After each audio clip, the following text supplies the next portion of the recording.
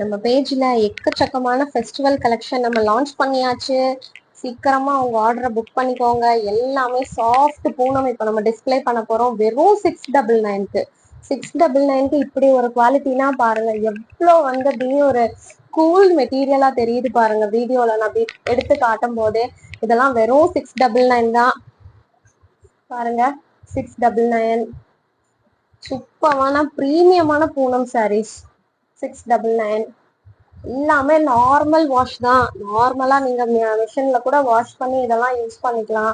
699.